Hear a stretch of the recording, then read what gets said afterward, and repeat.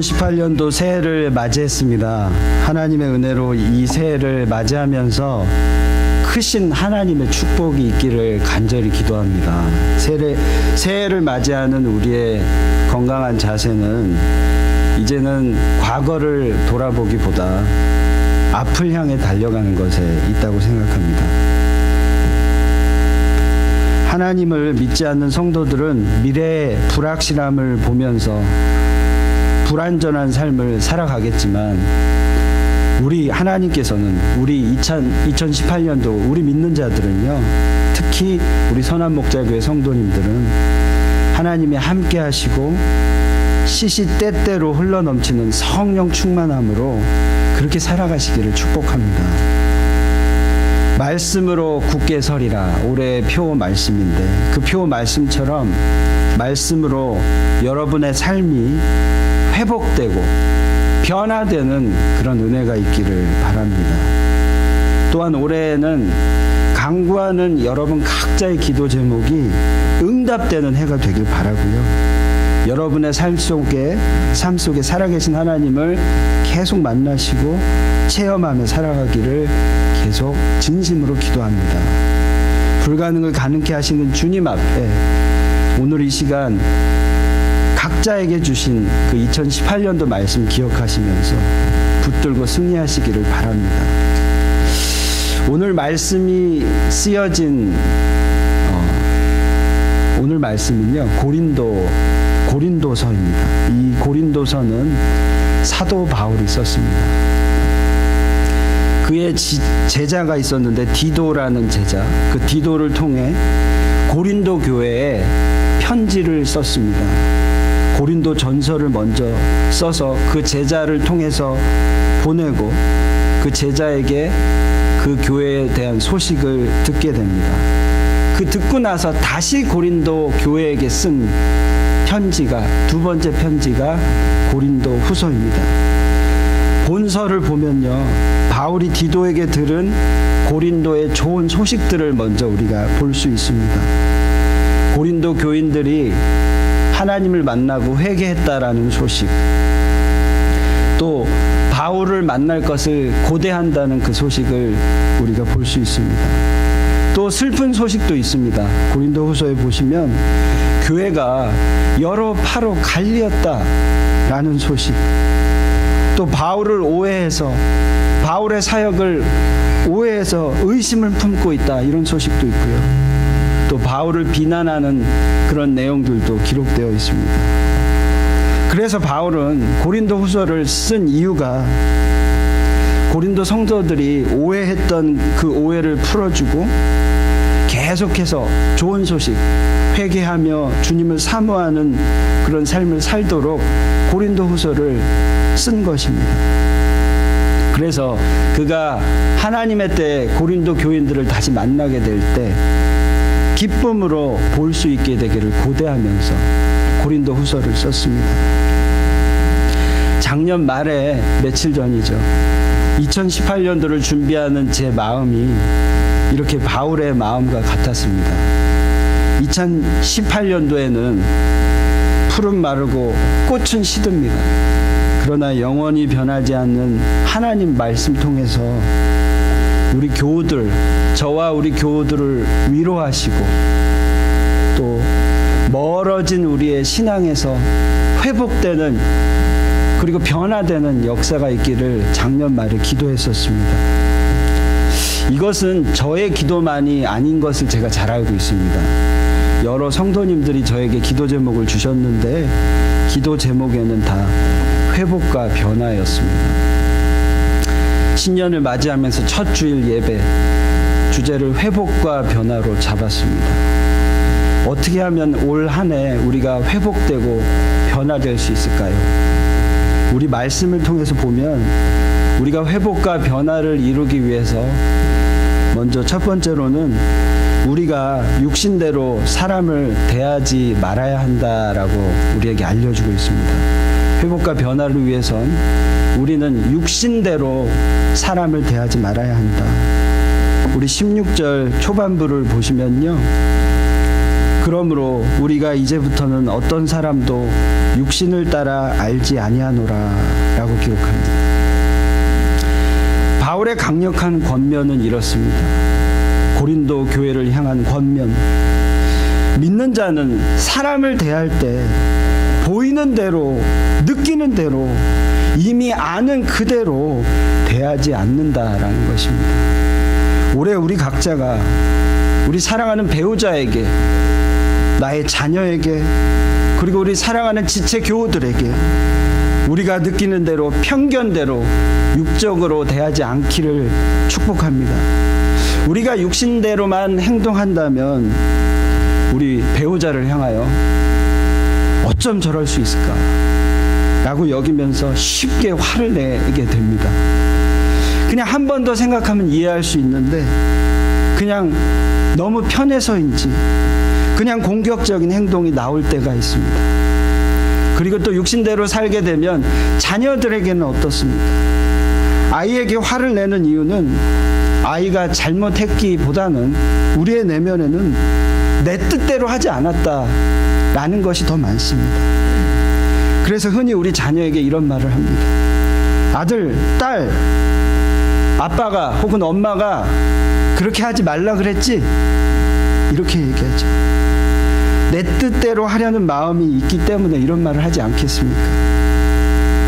속 썩이는 거 이코로 부모 말 안 듣는 거, 우리의 기본적인 상념 아닙니까?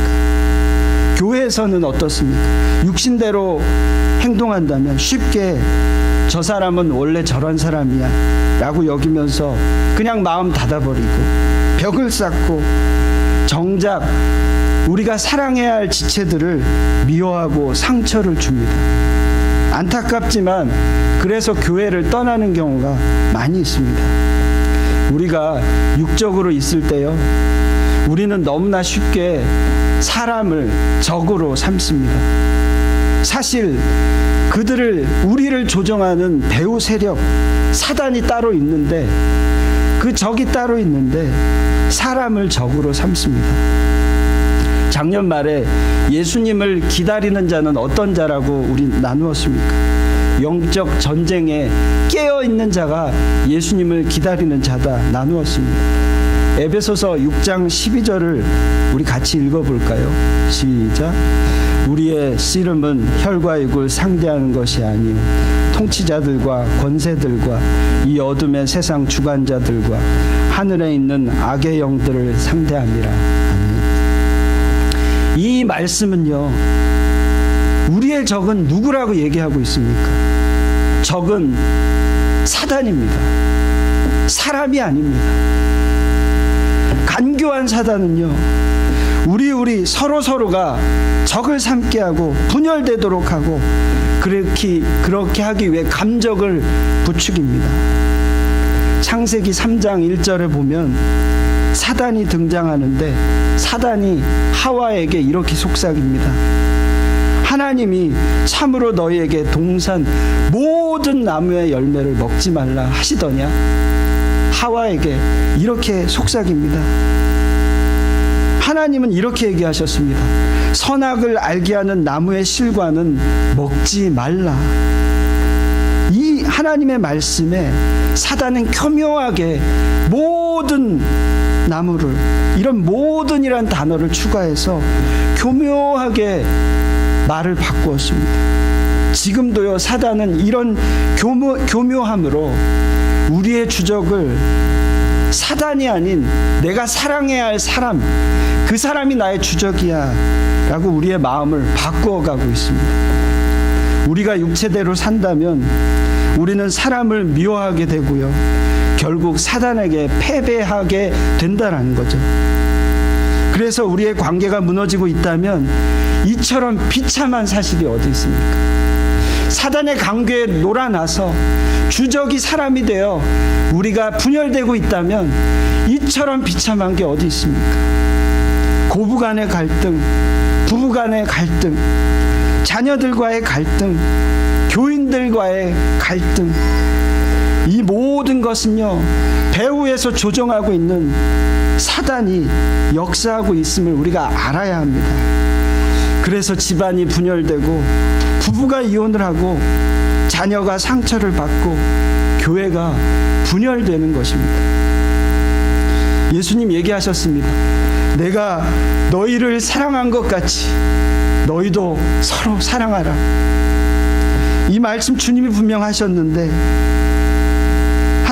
예수님이 우리에게 사랑하라 하셨는데, 사람은 미워함의 대상이 아니라 사랑의 대상인데 그것을 우리가 잊게 된다라는 것이죠.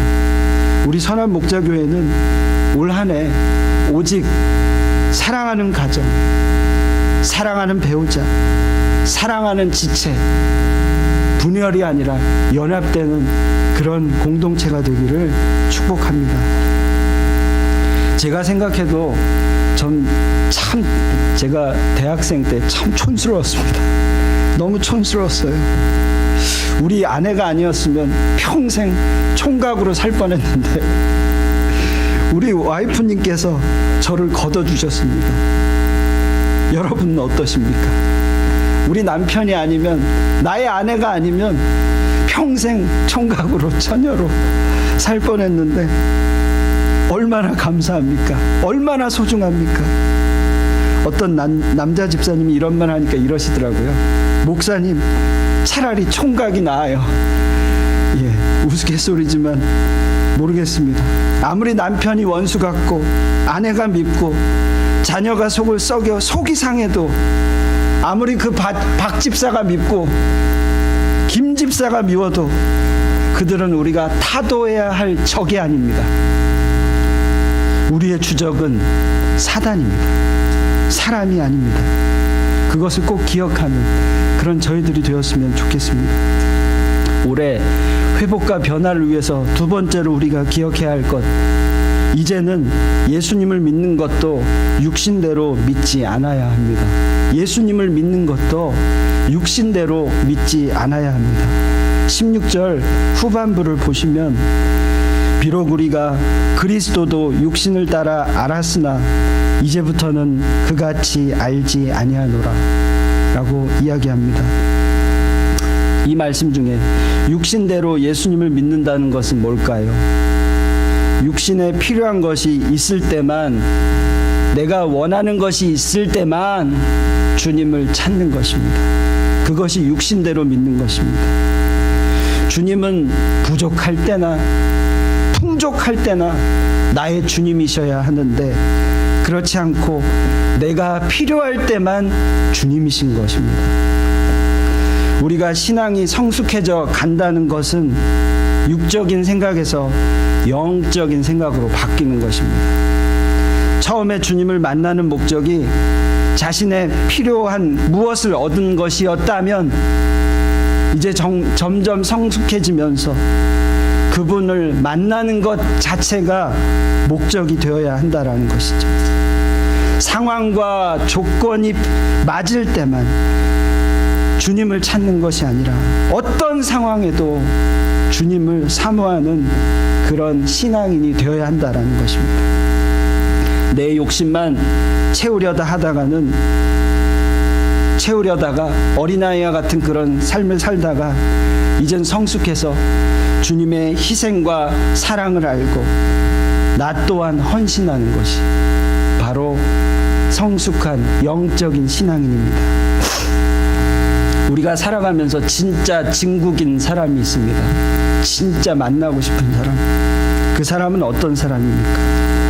자기가 도움이 필요할 때만 연락 오고 찾아오는 사람이 아니라 도움을 주기 위해 찾아오는 사람이 진짜 우리가 만나고 싶은 사람입니다. 성숙한 사람은 그래서 진국이고 주변에 사람이 끊이지 않습니다. 반면에 나만을 생각하고 육적인 사람은요, 사람과의 관계가 오래 가지 않습니다. 목사님, 말이 쉽죠. 아무리 결단하고 아무리 노력해도 육적인 삶에서 벗어나기 너무 힘들어요. 저는 쉽게 무너지는 나인데요. 이렇게 생각할 수 있죠. 저 또한 그렇습니다. 그렇다면요, 어떻게 하면 이 육적인 삶에서 탈피할 수 있을까요? 어떻게 영적인 삶을 살아갈 수 있을까요? 사실 지금까지 제가 설교한 거는요, 도덕적인 설교입니다. 변화와 회복, 육적인 삶을 살지 말아라. 이 말 누구든 못하겠어요. 저보다 더 나이 많으신 성도님들 이 말 하실 수 있습니다. 이게 다가 아니라는 거예요. 우리가 육적인 삶을 살지 않게 되는 비결이 있다라는 것을 성경은 우리에게 이야기해 주고 있습니다. 지금부터가 중요합니다. 17절에 이렇게 육적인 삶을 살지 않을 비결을 소개하고 있는데 17절을 보겠습니다. 17절 우리 같이 한번 읽겠습니다. 시작. 그런즉 누구든지 그리스도 안에 있으면 새로운 피조물이라 이전 것은 지나갔으니 보라 새 것이 되었도다. 아멘. 제가 일주일을 설교할 때 가장 힘들 때가 이런 영적인 진리를 깨닫지 못할 때가 가장 힘이 듭니다. 정말 괴롭습니다. 여러분 설교를 해보셨나요? 지금까지 제가 설교한 대로 도덕적인 설교는 금방 준비할 수 있습니다. 근데 이 영적인 진리를 깨닫는 것은 하나님의 은혜가 있어야 합니다.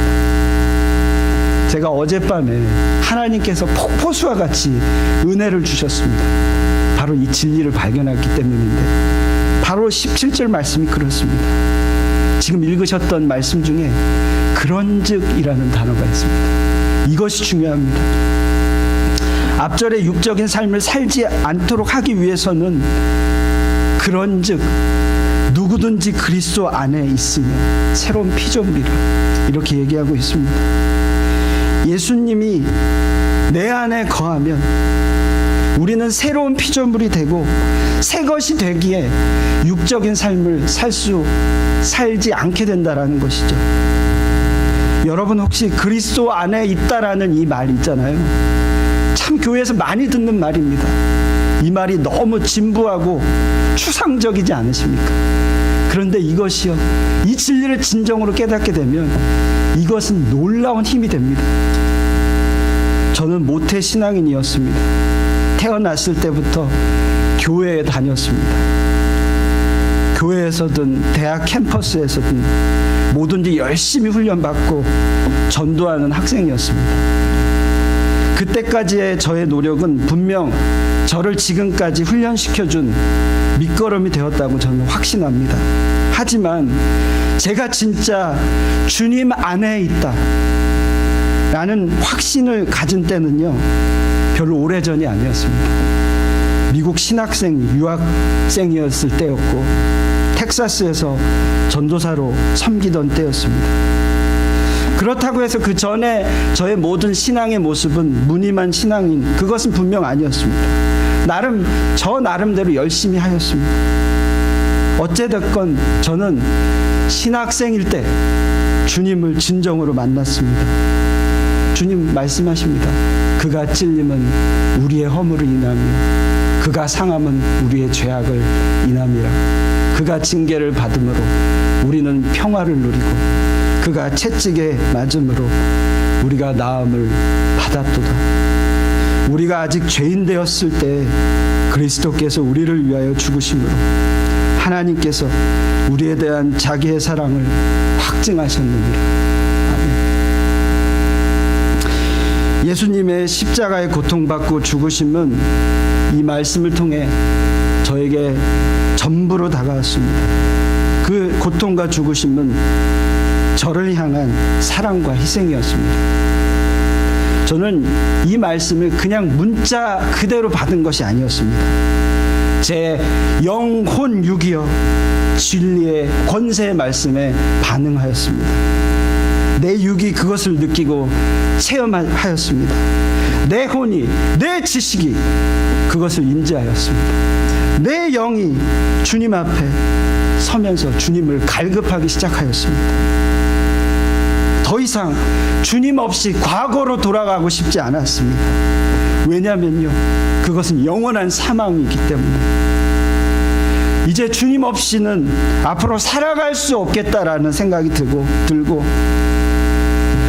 저에게는 하나 힘이 없구나라는 깨달음을 갖게 되었습니다. 그래서 저는 그때 주님을 다시 영접했습니다. 이제 2000년 전에 나를 위해 죽으신 주님은요, 나랑 상관없는 분이 아니었습니다. 멀리 계신 분이 아니었습니다. 저 십자가를 바라볼 때마다 더 이상 과거의 육적인 나의 모습으로 돌아가고 싶지 않았습니다. 예수님을 나의 주인으로 초청하니 더 이상 내 감정대로, 내 느낌대로, 그렇게 내 지식대로 살아갈 수 없었습니다. 주님 안에 있는 그 삶은요, 저의 삶은요, 아직도 끝나지 않았습니다. 지금도 진행형입니다. 육적인 때도 있습니다. 조금이라도 육적인 것이 나에게 나올 때면, 그런데 주님이 말씀하십니다. 태희야, 너는 나의 옷을 입고 사는 자이다. 태희야, 너는 그리스도의 옷을 입고 사는 자이다. 그 음성이 들릴 때 저는 다시 정신을 바짝 차립니다. 사랑하는 여러분, 예수님이 여러분 안에 계신다라는 말이 무슨 뜻입니까? 나의 모든 악한 모든 것 죽었다라는 뜻입니다. 예수님으로 새롭게 다시 인생을 산다라는 것이죠.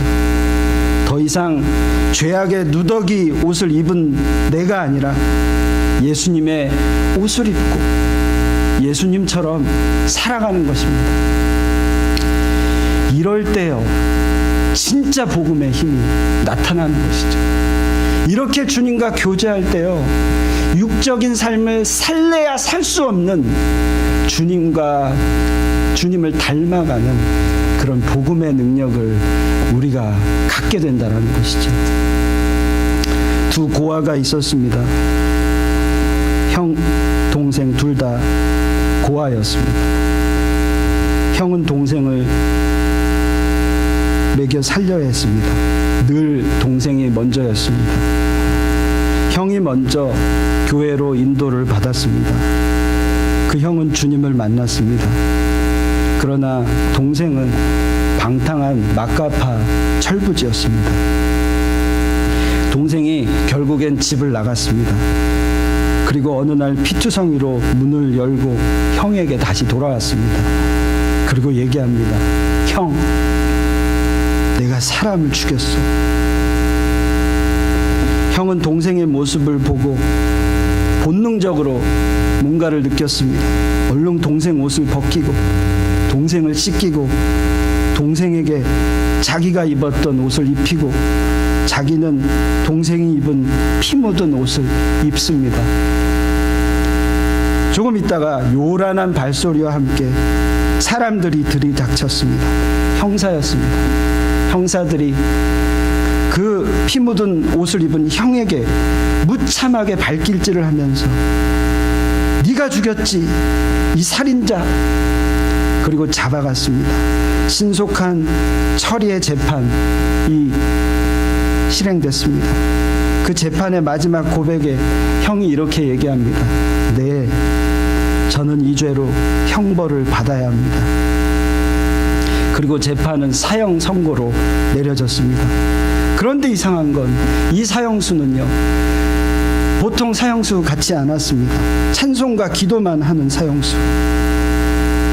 그리고 그 사형수가 감옥소 소장에게 이렇게 부탁합니다. 소장님, 제가 이 편지를 썼는데요, 이 편지는 제 사형이 집행된 후에 제 사랑하는 아우에게 좀 보내주십시오. 그리고는 이 형은 사형 선고 집행을 받았습니다. 그런데 이상하게도 소장에게 자꾸 그 사형수가 생각이 나는 거예요. 그래서 그 부탁을 들어줘야겠다는 생각에 직원을 시켜서 그의 편지를 그의 아내에게, 그의 동생에게 보내줍니다. 동생의 모습은 폐인의 모습이었습니다. 한동안 너무 무서워서 옷장에 숨어서 나오지도 않았습니다. 자신의 저지른 죄 때문에 무서워서 형을 찾을 생각도 못하고 있는데 갑자기 형의 편지가 도착했습니다. 형의 편지 내용은 이렇습니다. 사랑하는 내 동생아, 너는 이제 나의 옷을 입고 나처럼 살아라. 너는 그리고 나는 너의 옷을 입고 너 대신 죽는다. 이 편지의 내용을 읽자마자 너무 놀래서 너무 당황스러워서 교도소로 달려가 횡설수설하면서 형을 찾습니다. 소장에게 간구합니다. 소장님, 형은 죄인이 아니에요. 내가 죄인이에요. 그렇게 이야기하자 소장은 모든 것이 이해가 갔습니다. 이상한 사형수 다 이해가 갔습니다. 그리고는 그 동생의 입을 막고 얘기합니다. 이제 모든 사건의 결과는 나왔어. 더 이상 이야기하지 마. 너는 그 형의 옷을 입고 그 형처럼 살아라. 그렇게 얘기합니다. 그는 망연자실해서 집으로 돌아와 형의 유품을 찾았으나 아무것도 없고 이제 형을 사모하며 살아가기를 결단합니다. 형을 만나기 위한 방법은 하나였습니다. 바로 자신 또한 천국에 가는 것이었습니다. 그는 그날 밤 십자가 예수님을 만나고 다음 날부터 변화된 삶을 살게 되었습니다. 조금 있다가 범죄 유혹이 다시 올 때마다 아니야, 내 형 이곳의 주인은 그렇게 살지 않았어. 나의 형은 그렇게 살지 않았어. 라고 되뇌이며 형처럼 살았습니다. 사랑하는 성도 여러분, 제가 오늘 아침에 교회 오는데요, 제 마음이 너무 아프더라고요. 어젯밤에 말씀을 마무리하고 집에 돌아가려는 그 시간에 저희 교회 이 주변에 다니는 홈리스가 한 분 계십니다. 흑인 분인데요, 그분이 또 찾아오셨어요. 화장실 좀 쓸 수 있겠냐고. 그래서 퇴근하는 길이었는데요, 그래 써라, 잠깐이면 되겠지. 그리고 기다렸습니다.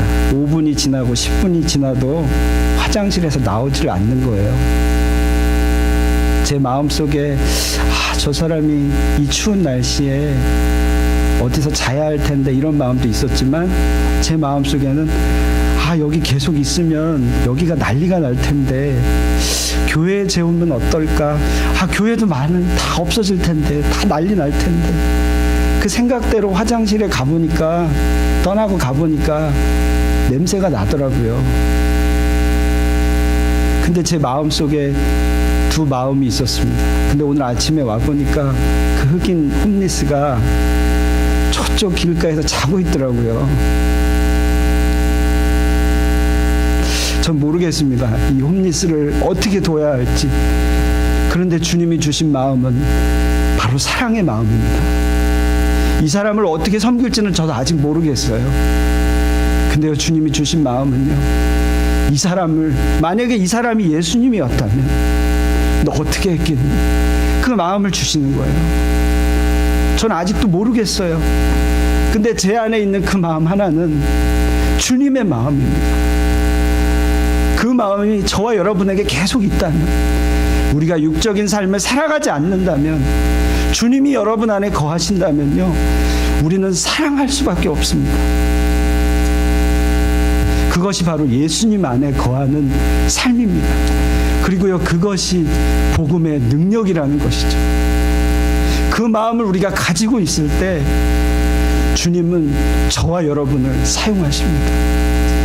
우리 교회를 사용하십니다.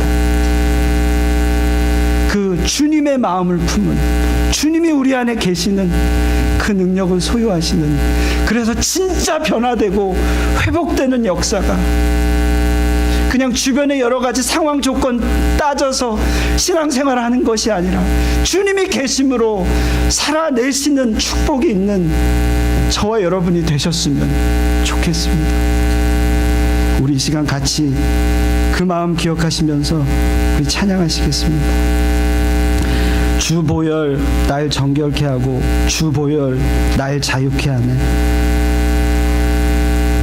주의 손이 나의 손에 포개고 주의 발이 나의 발을 포개요. 나 이제 주와 함께 죽고 나 주와 함께 살리라. 이 고백이 저와 여러분의 고백이 되길 바랍니다.